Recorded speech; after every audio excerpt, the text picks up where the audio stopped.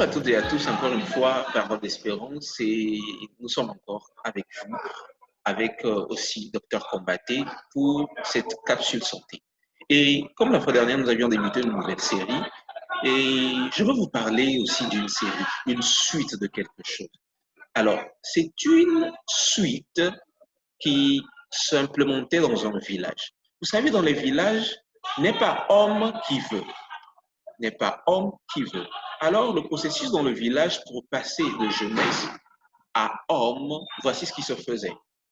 Vous deviez passer une nuit tout entière dans une forêt, vous seul. Il y aura des loups, il y aura... Bon, essayez d'ajouter tout ce que vous voulez ajouter, mais vous serez seul. Et vous devez affronter vos peurs les plus intimes et votre pensée et tout cela avant de devenir un homme. Et très longtemps, cette tribu a été considérée comme, voilà, un peu barbare. Mais après, ils ont eu à livrer leurs secrets. Je vous dis ce qui se passait. Quand le jeune homme était laissé dans la forêt, son père, ou si son père n'était pas là, son tuteur, devait se cacher aussi dans la forêt. Alors, s'il y avait un animal dangereux qui devait s'approcher, c'est à lui de prendre la défense de ce jeune homme parce qu'il était attaché à un arbre géant. Il était attaché, il prenait leur défense. Mais le but, c'était que le jeune homme s'affronte lui-même, affronte ses peurs les plus profondes.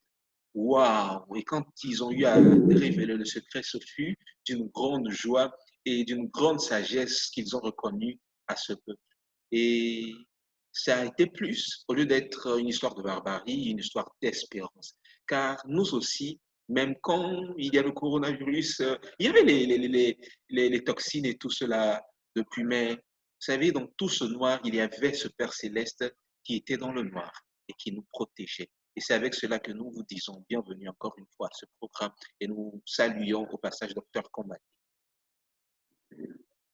Bonjour Arsène, bonjour nos auditeurs. Vous avez toujours un mot d'introduction très instructif, inspirante. Et moi, j'ajouterai à cette histoire le fait que notre Père, notre Créateur, il ne se tient pas dans le noir, il est tout à côté de nous. Il marche devant nous, il marche derrière nous, à nos côtés, il nous entoure, il nous instruit et il dirige nos pas. Clopin, jusqu'à la maison paternelle. Que gloire soit rendue à son Saint-Nom. Donc, c'est un réel plaisir pour moi et pour toi, Arsène, d'ailleurs, de pouvoir retrouver nos auditeurs pour notre émission hebdomadaire. Et nous allons continuer avec nos émonctoires. La semaine passée, nous avions commencé à parler des émonctoires après avoir parlé des toxines. Parce qu'en naturopathie, nous trouvons que les piliers de la santé, c'est de connaître nos ennemis, c'est-à-dire les toxines, pour pouvoir les éviter et ensuite fortifier nos organes qui les éliminent lorsque, je ne dirais pas par mégarde ou par ignorance, on les aurait ingérés. Donc, nous avons des organes à fortifier. Donc, nous allons continuer à apprendre de ces organes. Mais avant toute chose, je pense que nous devons incliner la tête et implorer la présence de notre Père parmi nous, qu'il nous dirige. Alors, Éternel, c'est avec reconnaissance que nous venons à toi, alors que tu nous permets de continuer semaine après semaine cet entretien.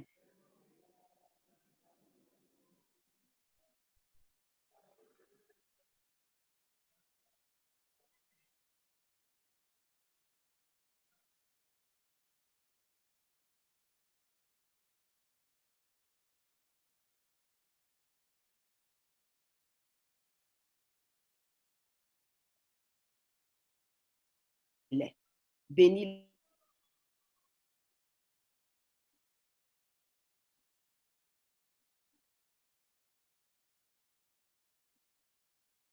Voilà. Arsène. Oui, on peut aller. Alors, comme je viens de le dire, nous continuons notre causerie sur les émonctoires. Et la dernière fois, nous avions parlé du foie. Le foie, qui est un gros organe émonctoire, quoique son issue, il est pur, mais il n'a pas accès direct à l'extérieur, ça va passer par le système digestif pour que les toxines qu'il a eu à épurer se drainent jusqu'à l'extérieur. Donc, nous avions parlé du foie et nous avons trouvé qu'il avait un rôle capital à jouer dans, comment dirais-je, l'épuration de notre sang. Il est en première poste. C'est lui qui, lorsque nous prenons, nous mangeons et qu'il y a des toxines, je prends par exemple un mets empoisonné, ce poison va passer en premier lieu par le foie. Et c'est pour cela que nous disions la dernière fois qu'il serait très, très important de pouvoir détoxiner cet organe pour lui permettre d'être fonctionnel à pleine capacité. Et nous avions vu la dernière fois que nous pouvons, pour aider notre foie, on peut boire de l'eau argilée filtrée, on peut boire du charbon activé, on peut prendre du pissenlit, on peut prendre du chardon-marie, on peut prendre du radis. Donc, nous avions énuméré pas mal de plantes qui pouvaient nous aider à détoxiner notre foie. Aujourd'hui, nous allons parler des intestins. Je dis les intestins, oui, parce que nous avons deux types d'intestins, l'intestin grêle et le gros intestin qu'on appelle souvent le côlon. Alors, ces deux émonctoires, disons, cet organe, les intestins, ils vont permettre aux toxines qui ont été, j'ai parlé tantôt du foie qui a eu à épurer, mais le foie n'a pas un accès direct à l'extérieur, ça va se retrouver dans le système et ça va passer jusqu'au côlon, disons, à l'anus pour pouvoir être évacué à l'extérieur de notre corps. Donc, les intestins, ils jouent un rôle fondamental. Avant de parler de l'épuration ou des plantes qui pourront nous aider à détoxiner les intestins, je voudrais vous parler un peu de l'importance de l'intestin grêle. L'intestin grêle, après que la nourriture que nous avons mangée, c'est passé par la bouche, c'est passé par l'estomac. Au niveau de l'estomac, nos macronutriments ont été réduits en chyme. Alors, ça va quitter l'estomac et ça va se retrouver dans l'intestin grêle premièrement. Et qu'est-ce qui va se passer à ce niveau? Au niveau de l'intestin grêle, c'est là où se fait l'assimilation des nutriments que la digestion nous permet de tirer de nos macronutriments. Souvenez-vous, macronutriments, c'est les protéines, c'est les glucides, c'est les lipides. Nous les prenons gros, c'est pour ça qu'on les appelle les macros. On les mastique, on mâche, ça, la digestion commence et puis ça continue. Mais l'assimilation, ça dit assimilation, tirer les vitamines, les sels minéraux, l'eau, le glucose, les lipides, ainsi de suite, pour que ça rentre dans nos cellules, c'est au niveau de l'intestin grêle que cela se passe. Mais quand ça arrive au niveau de l'intestin grêle, aujourd'hui, je vais ouvrir une petite parenthèse pour vous parler des catalysateurs. Alors, les catalysateurs sont les enzymes qui sont des substances sécrétées par notre organisme. Et la science nous dira que le patrimoine enzymatique de l'humain, ça se chiffre jusqu'à près de 15 000 enzymes que nous avons en nous. Je dis, je vais ouvrir une parenthèse parce que ces enzymes ont un rôle très, très, très, très important. Qu'est-ce qu'ils font? Les macronutriments que nous prenons. Tantôt, je dis, il faut que ça passe, les nutriments passent dans notre organisme, c'est-à-dire dans le sang. Ça ne va pas passer de manière grosse, dans leur état aussi gros que nous connaissons. Donc, ce qui arrive, c'est qu'au niveau de l'intestin, au moment de l'assimilation, déjà même dans la bouche, il y a des enzymes qui commencent. J'en avais déjà parlé de l'amylase qui va permettre aux glucides, à l'amidon, de se digérer. Donc, l'amylase qui commence dans la bouche, sa digestion, les protéines, eux, ils vont se digérer un peu plus bas au niveau de l'estomac parce que les protéines, elles sont dures, elles vont se digérer dans un milieu acide et ainsi de suite. Mais ce qui arrive pour les enzymes, Dieu, la nature, Dieu fait tellement bien les choses que depuis la création, les enzymes n'ont jamais été modifiées. Qu'est-ce que ça veut dire? Ça voudrait dire qu'à chaque enzyme, il a une fonction particulière à faire. Il s'adresse à un aliment particulier. Et les scientifiques nous diront que les enzymes, c'est comme la clé et, comment dirais-je, la serrure. Quand vous avez un trousseau de clés qui ne correspondent pas à la serrure, vous ne pourrez jamais ouvrir la porte. Vous avez beau essayer, si vous n'avez pas la clé qui est adaptée à la serrure, la porte ne s'ouvrira pas.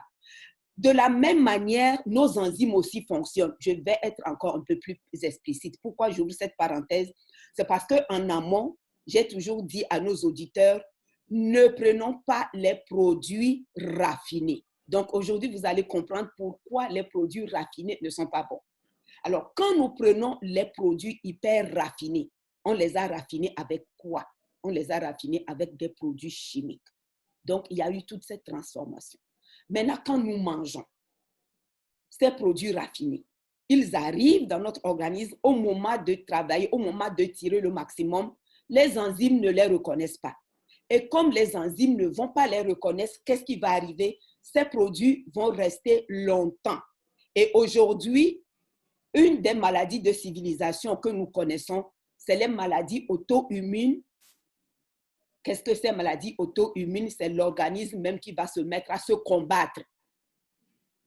Qui va se mettre à se combattre. Entre autres, nous avons la sclérose en plaques, nous avons le lupus. Je vous donne que ces deux maladies. Et pire que ça, nous avons la porosité intestinale.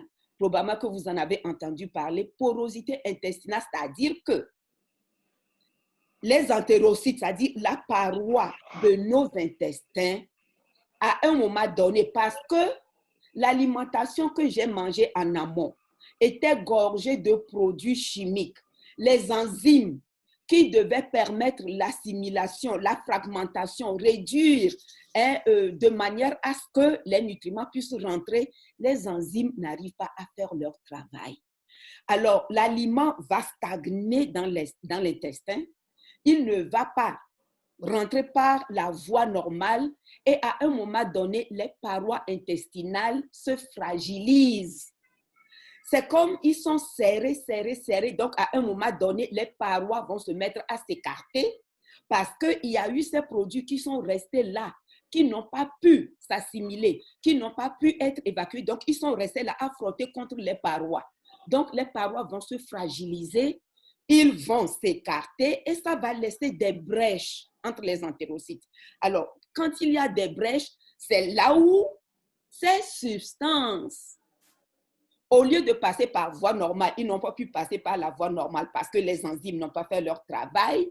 Ils vont s'infiltrer maintenant à travers ces parois et ils vont se retrouver dans notre corps à des endroits où ils ne devront pas s'y trouver.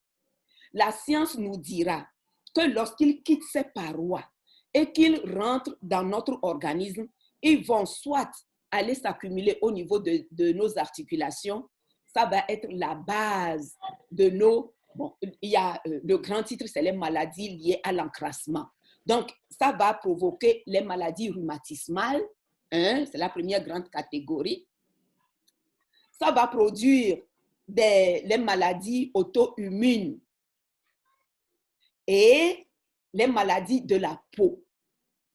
Donc, l'acné, l'esporasis, j'ai nommé le lupus tantôt comme maladie auto-immune et les maladies rhumatismales, ça va être l'arthrose, ça va être l'arthrite, ça va être les maladies rhumatismales.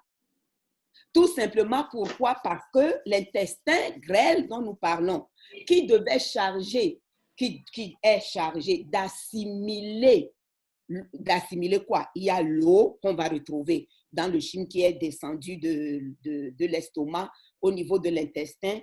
Donc, les intestins vont prendre de l'eau, ça va prendre le glucose, ça va prendre les protéines, ça va prendre les lipides. Alors, les trois glucose, protéines et lipides, c'est nos macronutriments qu'on avait pris en amont. Mais il s'est fait que chemin faisant, la digestion a été faite et au niveau de l'intestin, l'assimilation va se faire. Donc, en plus de ça, nous avons d'autres vitamines, les vitamines A, B, C, ainsi de suite. Et les minéraux qu'on trouve, ça fait partie des nutriments. Je n'ai fait que éclater les nutriments pour vous détailler. Donc, l'alimentation que nous avons prise en amont se retrouve maintenant au niveau de l'intestin grêle, séparé, et ça va maintenant rentrer dans le circuit sanguin pour aller alimenter nos cellules. Mais je reviens en disant, faisons attention parce que ce n'est pas tout ce qui rentre qui nous donne la santé. Parmi tout ce qui rentre au niveau interne, en dehors des émonctoires, il y a des catalysateurs là, comme les enzymes. Lorsqu'ils ne reconnaissent pas un aliment tout naturellement, ils ne vont pas faire le travail de fragmentation pour que l'assimilation se fasse. Et quand cette assimilation ne se fait pas, l'aliment qui n'a pas été reconnu, qui reste, ça va créer d'autres problèmes de santé. C'est la porosité intestinale avec son cortège de nouvelles maladies, maladies rhumatismales, maladies auto-immunes, maladies de la peau. Alors, donc là, ça rejoint ce que j'avais dit déjà au niveau de nos toxines. C'est pas pour rien que les naturopathes nous disons les produits hyper raffinés, les colorants, les pesticides, tout ce dont j'ai parlé en amont. Voilà ce que ça fait lorsque arrive le temps d'assimiler et que nos enzymes ne les reconnaissent pas. C'est des problèmes que nous créons. Mais lorsque je vais vous donner un exemple plus concret.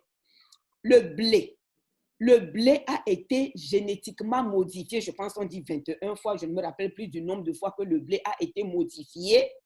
Et scientifiquement, on a introduit une protéine qu'on appelle la gliadine. C'est-à-dire c'est du blé fabriqué en laboratoire, comme nous avons les produits génétiquement modifiés aujourd'hui.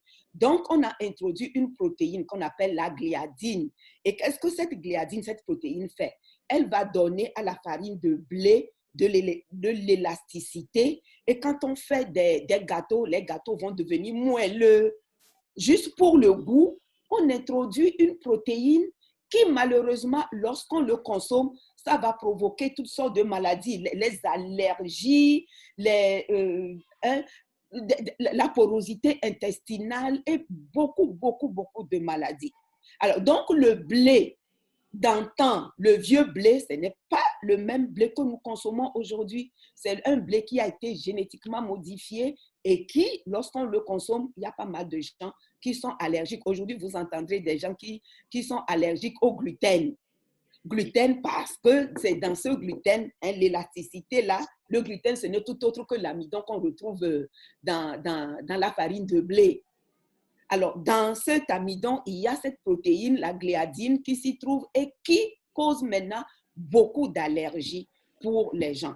Donc, aujourd'hui, vous verrez des gens qui vous diront, je supporte pas le gluten, je suis allergique ou je développe des maladies allergiques parce que j'ai mangé le blé. Tout simplement parce que c'est plus le blé du bon vieux temps, c'est un blé qui a été modifié. Certaines personnes aussi vont réagir au maïs qui a été génétiquement modifié. Et tout simplement, pourquoi? Parce que les enzymes dont j'ai parlé, les enzymes ne vont pas reconnaître le gluten ou le blé dans lequel il y a eu la gliadine parce que c'est une substance qui a été introduite. Ce n'est pas naturel. J'ai dit tantôt que notre patrimoine enzymatique n'a pas subi de modification. Nous sommes tels que Dieu nous a créés. C'est les mêmes constituants que nous avons dans notre organisme. Alors, donc, l'alimentation que Dieu avait faite depuis la création, et je retourne en Genèse 1, l'alimentation que l'Éternel nous avait donnée à la création, c'est la seule qui sied à l'homme pour une santé holistique. Alors, tout ce que nous avons fait aujourd'hui avec l'industrialisation, on a introduit pas mal de choses, on a modifié pas mal de choses dans notre alimentation. Ça se retourne contre nous parce que les enzymes, ils ne vont pas les reconnaître. et ça va créer toutes sortes de maladies. Mais vous aviez une question? Oui, un peu comme l'on dit, nous sommes ce que nous mangeons. Mais Oui. quand l'absorption intestinale ne se passe pas bien, et déjà, juste simplement cela, il y a cet encrassement et puis ça fait cette dégringolade de maladies que vous nous aviez dites, c'est un peu, voilà, juste ça, ça nous frappe. Effrayant. Yeah, C'est oui. effrayant. Et qu'en est-il du blé complet? Est-ce que si ce blé a été modifié et que le pain blanc que nous mangeons, en est-il de même du blé complet par le pain complet? C'est la même chose. Le blé, il a été... C'est quoi la différence entre pain blanc et blé complet? Tout simplement, c'est le même blé qu'on a pris, sauf que pour l'un, on l'a poli, il est devenu blanc, ça va donner la farine blanche, et l'autre, on ne l'a pas poli, mais on l'utilise à l'état naturel sans avoir enlevé sans avoir enlevé, oh, comment le nom que j'aime souvent. C'est la peau, mais c'est pas la peau. Le zeste? Non, c'est pas le zeste. La coque? Non, Non, sûrement pas. non, c'est pas ça. Ça va me revenir parce que je l'utilise. Je dis souvent, ça prend ça pour que la digestion se fasse. Les fibres. Voilà. Les fibres. On va en parler tantôt. C'est bizarre hein, que le terme m'échappe. Donc, la peau de nos cellules, je dis de nos cellules, des céréales, c'est dans la peau des céréales que se trouvent les fibres. Et on va en parler tantôt au niveau du côlon. Je vous parlerai également de l'importance des fibres. Quand nous mangeons des aliments hyper raffinés qui ont été, comment dirais-je, privés de leurs fibres, ces aliments, non seulement les enzymes ne vont pas les reconnaître, ça va créer d'autres maux et ils vont nous constiper. Ils vont nous constiper pourquoi? Parce que les fibres qui rentrent dans la bonne digestion et dans la bonne assimilation, les fibres font défaut. Les fibres vont faire défaut et lorsque nous avons mangé des aliments sans fibres, ça va durcir les selles, ça va être, l'évacuation va être très, très compliquée. Ça va créer de la constipation. Et quand la constipation arrive, c'est que les déchets qui devaient se trouver à l'extérieur, malheureusement, ils ne sont pas acheminés. En principe, minimum une fois par jour, l'on doit aller aux selles. L'on doit évacuer minimum une fois. Mais quand quelqu'un fait 1, 2, 3 jours sans évacuer, il y a problème. Il y a problème parce que les déchets, ils n'ont pas leur place dans notre organisme. Les déchets doivent sortir. Quand les déchets ne sortent pas, rappelez-vous, la semaine dernière, je disais, lorsque notre système d'élimination est dépassé, c'est la maladie qui va s'en suivre à travers pas mal de symptômes que nous ressentons. Donc, lorsqu'on a une alimentation qui est pauvre en fibres, c'est la constipation. Et bon, lorsque ce n'est pas réglé, la constipation non plus, ça va créer d'autres problèmes. Ça va même jusqu'au cancer de côlon. Jusqu'au cancer de côlon. Donc, avec ta permission, je vais partager encore mon écran avec nos auditeurs. Arsène, tu ne me vois pas, mais bon. Donc, je disais tantôt que l'intestin grêle et le côlon, ils vont assurer l'assimilation des nutriments. J'ai ouvert cette grande parenthèse pour nous parler de l'importance des enzymes. Et après l'assimilation des nutriments, nous avons l'évacuation des sels qui doivent se faire. Donc, le processus digestif s'achève lorsque les déchets sont éliminés à l'extérieur. Mais malheureusement, il arrive que certaines personnes sont mal prises parce qu'ils ont développé une irrégularité intestinale, ce qui fait que les résidus vont stagner au niveau de l'intestin. Et quand les déchets ne sont pas éliminés, évidemment, ça va créer des problèmes de putréfaction et d'intoxication peu souhaitables. La putréfaction, j'en avais déjà parlé, quand ça se putrifie, ça va sécréter un gaz qu'on appelle l'ammoniac. Et l'ammoniac, lui, qu'est-ce qu'il va faire? L'ammoniac va aller perturber. L'ammoniac va l'ammoniac.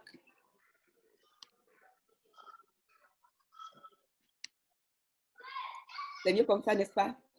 Donc, l'ammoniac va aller perturber les reins et l'ammoniac va également impacter sur notre cerveau. D'où l'importance d'aider nos intestins à pouvoir éliminer.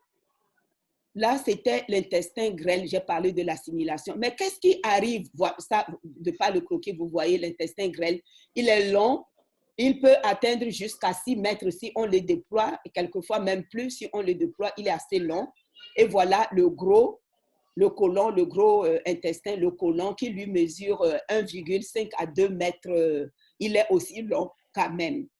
Alors, au niveau, lorsque l'assimilation des nutriments se déroule convenablement au niveau de l'intestin grêle, il y a les déchets solides qui vont être acheminés dans le côlon pour être éjectés à l'extérieur. Mais dans le côlon se passe quelque chose. J'ai toujours parlé du microbiote. Alors, dans le côlon, nous avons une population importante de bactéries. On les trouve dans le côlon, également dans l'intestin aussi, une colonie importante. Et ça se chiffre en milliards de micro-organismes. Et ce sont les bactéries, les virus, les champignons, qui, heureusement pour nous, ne sont pas pathogènes. Ils ne deviendront que pathogènes lorsque nous avons eu une alimentation délétère, c'est-à-dire une alimentation carnée. On a mangé trop de viande. Et la viande, tantôt, on a parlé de putréfaction. Non seulement on n'a pas éliminé les déchets, mais la digestion de la viande, lorsqu'on a fait une mauvaise combinaison alimentaire, ça peut provoquer l'ammoniac, la putréfaction. Alors, et beaucoup de viande, beaucoup de produits acides va acidifier le sang. Et quand le sang devient acide, ça va donner le privilège aux mauvaises bactéries de se multiplier.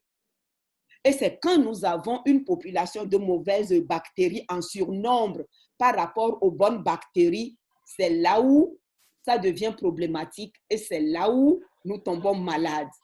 Alors, qu'est-ce qu'il faut pour que les bonnes bactéries surpeuplent les mauvaises bactéries? Ça prend un régime végétal et ça prend beaucoup de fibres.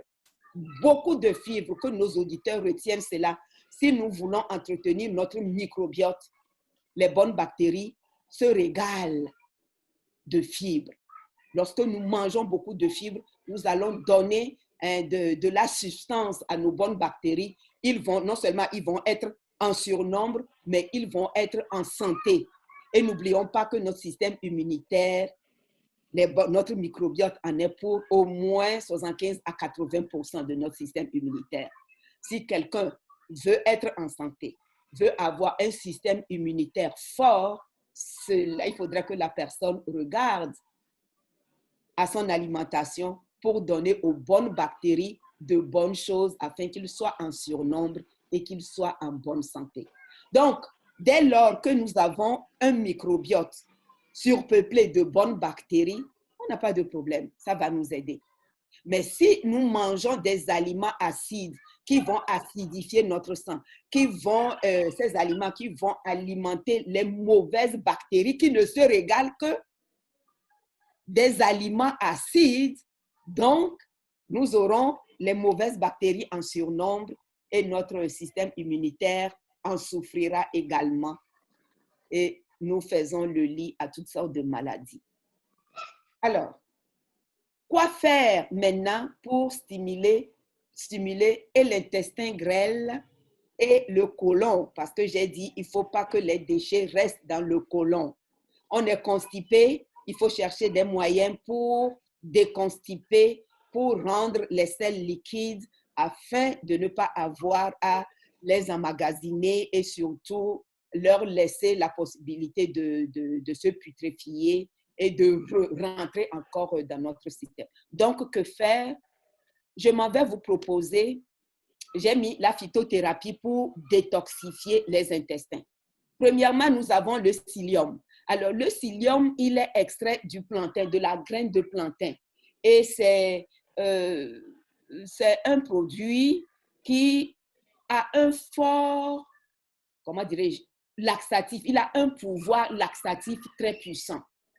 Disons, c'est des fibres qui pourront nous aider à éliminer, à ramollir nos selles et à les éliminer. Donc, c'est quelque chose qu'on peut prendre en supplément ou tout simplement aller manger des céréales non polies, manger des céréales entières, le riz brun, le maïs. J'en avais déjà parlé, je disais, lorsque nous voulons préparer et que nous enlevons la peau du haricot, la peau du maïs avant de manger, ce sont non seulement des vitamines que nous rejetons, mais c'est également des fibres. Et dans ces fibres, nous avons pas mal de vitamine B qui rentrent dans la construction de nos cellules nerveuses. Donc, c'est des nutriments que nous jetons, nous mettons à la poubelle et nous créons en amont des problèmes de digestion. Ça va se retourner contre nous parce que nous n'avons pas eu assez de fibres pour digérer.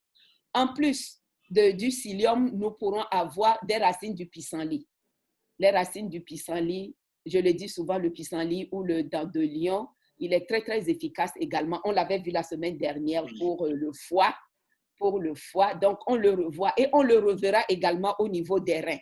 Juste pour dire que quelqu'un qui mange du pissenlit, que ce soit en légumes, les feuilles, là, c'est les racines de pissenlit qui sont favorables, comment dirais-je, qui aident nos intestins. Donc, on va chercher les racines de pissenlit, on fait en tisane et ça va aider notre intestin à le replacer et à l'aider à drainer davantage. Nous avons la mauve qui a des propriétés anti-inflammatoires et digestives qui doit se consommer sous forme d'infusion. Nous avons la bardane, le séné. Le séné, on le trouve chez nous, le séné. Donc, la bardane, le séné et le nerprom, eux, les deux, disons le séné et le néprom, eux, ils vont nous aider dans l'élimination. Si quelqu'un a mangé mal la veille et que la personne va prendre le séné, ça facilite la digestion et ça permet d'éliminer. Ça permet d'éliminer. Donc, les gens qui ont des intestins, on dit souvent des intestins paresseux, c'est-à-dire la digestion, elle est lente, on ne va pas au sel. Nous recommandons de prendre le séné. Mais avant toute chose, buvons beaucoup. Parce que si nous buvons assez d'eau, l'eau va aller ramollir nos déchets et ça va permettre également une évacuation facile. Le drame dans tout ça, lorsque nous n'avons pas mangé assez de fibres en amont et que la constipation s'installe, il n'y a pas que la constipation, ça va créer d'autres problèmes au côlon. On peut avoir au niveau de l'anus des hémorroïdes et on peut avoir des diverticules ou de la diverticulose, c'est-à-dire c'est des petits boutons, des anses qui vont s'enflammer au niveau du côlon. Et, oui, au niveau du côlon. Pourquoi? Parce que quand on va au sel, on est obligé de pousser. Et tout ça, ça va créer des maux. Parce qu'en amont, j'ai eu une alimentation déficitaire, une alimentation qui n'a pas favorisé une bonne digestion ou une bonne élimination. Donc, voilà ce que j'avais pour vous au niveau de l'intestin grêle et le gros intestin ou le côlon. Ce sont des émonctoires que nous devons traiter avec beaucoup, beaucoup d'égards, avec beaucoup de soins, parce que notre santé en dépend. Autant ils sont en santé, nous le serons de manière générale et holistique, autant nous les méprisons, nous ne les entretenons pas et cela rejaillira évidemment sur notre santé. Voilà, chers amis, ce que j'avais à partager avec vous sur l'intestin et le désencrassement de l'intestin. Et je pourrais ajouter quelque chose. Je pense que j'en avais parlé la dernière fois. Il n'y a pas que les plantes. Lorsque nous mettons notre système digestif au repos à travers le jeûne, ça peut également aider. Le jeûne peut aider. mais ce n'est pas tout le monde qui peut jeûner. Les diabétiques, nous ne recommandons pas le jeûne aux diabétiques. On ne recommande pas ceux qui souffrent de maladies graves, ceux qui sont déjà affaiblis, on ne leur recommande pas.